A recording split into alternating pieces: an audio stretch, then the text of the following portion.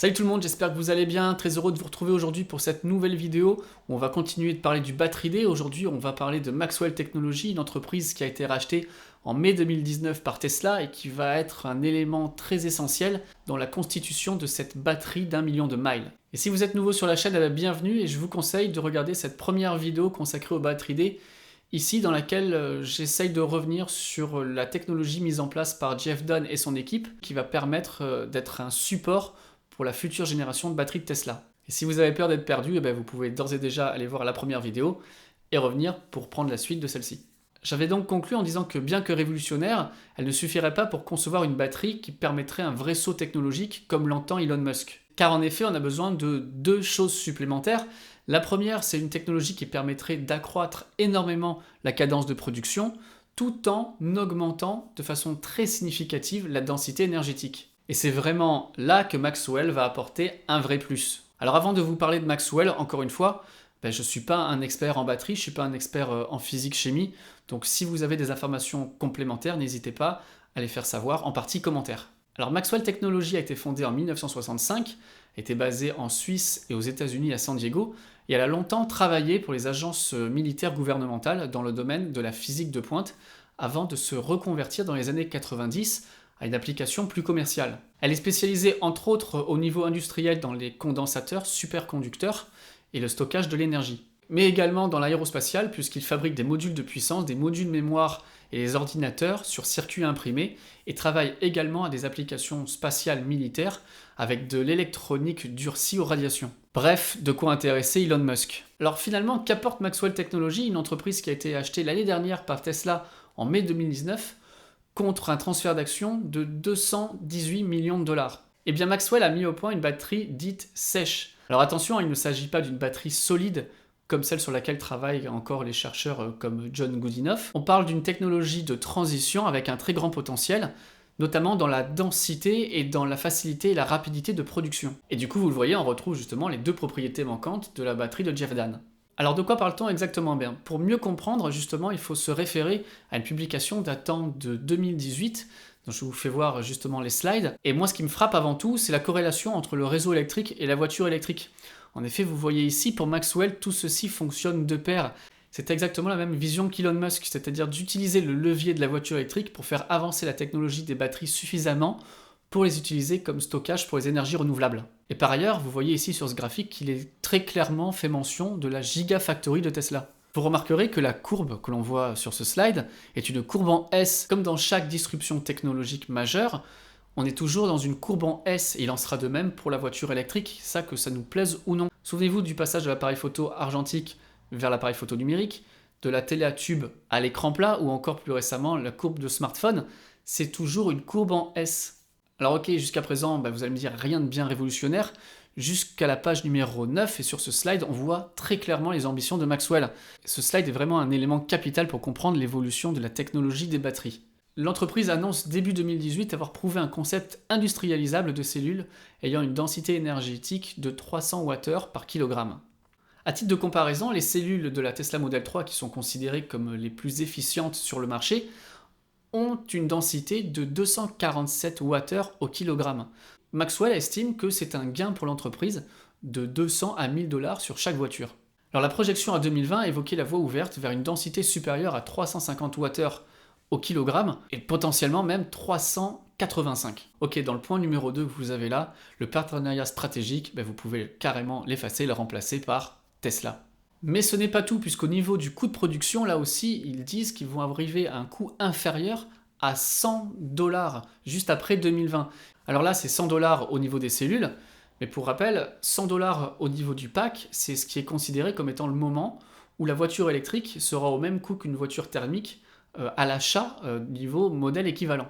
Donc ça veut bien dire la fin de la voiture électrique plus chère que la thermique et le début de la courbe en S. Alors c'est difficile aujourd'hui de savoir exactement à combien sortent les cellules et les packs chez Tesla, mais d'après cet article d'Electrek qui date de novembre 2018, on a quelques informations. Il semblerait que les cellules avaient un prix de 111 dollars à la fin 2018 et qu'ils allaient vers les 100 dollars à la fin de l'année 2018. Ils étaient soi-disant à environ 140-150 dollars au niveau du pack. Alors un an et demi plus tard, où en est Tesla? c'est assez difficile de le savoir, mais il y a quelques rumeurs qui parlent de 120 $ par kilowattheure au niveau du pack. Donc vous le voyez, on est vraiment plus très loin de cette barre des 100 $, et ça, c'est bien évidemment sans parler de la batterie qui va être présentée au Battery Day. Alors revenons sur Maxwell, parce que c'est pas tout par rapport à la densité énergétique des batteries. Ils ont apparemment une visibilité jusqu'à 500 Wh par kilogramme, ce qui permettrait de nouvelles applications qui aujourd'hui révèlent tout simplement de la science-fiction. Et pour information, il est considéré par les spécialistes que l'industrie de l'aviation aurait besoin d'une densité de 400 Wh par kilogramme. On aurait donc peut-être très bientôt la possibilité de se déplacer avec des avions de ligne totalement électriques. Mais c'est dans un document présenté un an plus tard, début 2019, que l'on apprend réellement sur la technologie de la batterie Maxwell. Tout d'abord, il confirme ici la densité supérieure à 300 Wh par kilogramme. Il montre également que l'on peut doubler la durée de vie de ces batteries. D'un point de vue environnemental et éthique, il y a aussi une grande avancée, puisque la batterie serait sans cobalt. Aujourd'hui, il y a environ 3% dans les batteries qu'il y a dans la Model 3, et il nous parle aussi d'ouvrir la voie vers la batterie solide.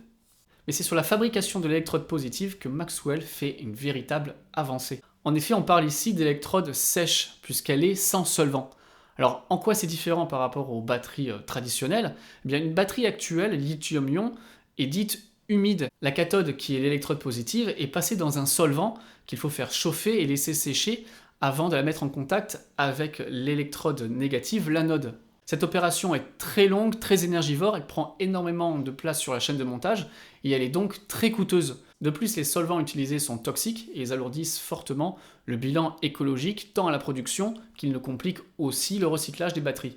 En parvenant à fabriquer une électrode sèche, comme on peut le voir ici sur ce document, Maxwell est dans la capacité de réduire les coûts, le temps de production et de multiplier jusqu'à 16 la capacité de production d'un même site. Vous comprenez à présent pourquoi Elon Musk a récemment parlé non plus de Gigafactory, mais de Terafactory. On traitera d'ailleurs ce sujet dans une autre vidéo. Les 3 photos que vous avez ici sont probablement une vision de l'intérieur de la prochaine batterie Tesla. C'est une poudre qui est transformée en rouleau et qui sera ensuite assemblée avec le rouleau de graphite. Autre élément de correspondance avec la batterie de Jeff Dunn, on voit qu'ici on a aussi la possibilité de charger et décharger en profondeur la batterie. Après 2000 cycles de charge sur une amplitude de 100%, on est toujours à 90% de capacité de la batterie. Pour rappel, on serait à peine à 50% d'efficacité au bout de 800 cycles pour une batterie traditionnelle. Quoi dire aussi sur les supercondensateurs qui sont développés par Maxwell? Est-ce qu'ils vont être associés à cette technologie? Alors de mon point de vue, bien qu'ils sont très intéressants puisqu'ils permettent de délivrer une très forte puissance à un instant T, je pense pas qu'ils soient vraiment au cœur de cette nouvelle technologie. Reste à savoir s'ils ne vont pas servir de boost supplémentaire pour d'autres modèles de la marque.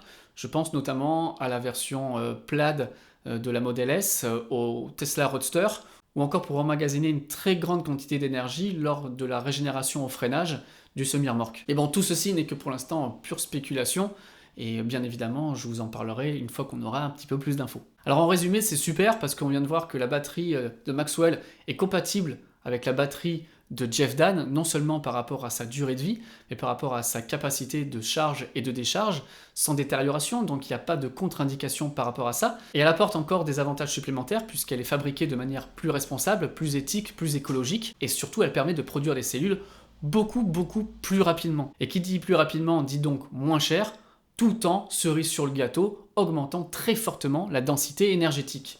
Donc en alliant la batterie de Maxwell et la batterie de Jeff Dunn, on obtient une réelle batterie qui va être une réelle disruption dans la technologie actuelle des batteries, et non plus une simple amélioration d'à peu près 5% de la densité énergétique, comme c'était le cas ces dernières années. Alors dites-moi ce que vous en pensez en commentaire, est-ce que vous avez des informations supplémentaires ? Encore une fois, je ne suis pas spécialiste, mais j'essaye de compiler des données, des informations, pour qu'on essaye tous ensemble de comprendre peut-être un petit peu à l'avance ce que Tesla est en train de mettre en place pour le Battery Day. Alors maintenant qu'on sait tout ça, maintenant qu'on sait ce que va être la batterie, enfin en tout cas qu'on pense savoir à quoi va ressembler la batterie, il est bon d'essayer de réfléchir sur les prochaines applications de la marque par rapport à cette technologie. Et ça, on le verra justement dans les prochaines vidéos où on va parler de charge bidirectionnelle, du logiciel AutoBidder. On va voir si ça va être une opportunité aussi pour lancer la flotte de robotaxis. On va parler de l'agrandissement de la Gigafactory 1 dans le Nevada. On entend parler de cette Terafactory Texas, qu'est-ce qu'il en est exactement? Et Tesla a pas mal de partenariats en cours, que ce soit en Chine avec CATL ou Panasonic justement pour la Gigafactory 1. qu'est-ce qui va en advenir, comment Tesla va pouvoir fabriquer ses cellules maison tout en conservant ses partenariats. Et d'ailleurs, ces nouvelles cellules d'1 million de miles, quels vont être les produits qui vont les utiliser en premier? J'en ai une petite idée, donc je vous la partagerai dans les prochaines vidéos. Donc voilà, c'est tout pour cette deuxième vidéo sur le Battery Day. J'espère que ça vous aura intéressé, j'espère que vous en aurez appris davantage. Encore une fois, n'hésitez pas à enrichir le débat en section commentaires. Et nous, de toute façon, on se retrouve donc très bientôt pour de prochaines vidéos sur ce sujet. Bye bye tout le monde!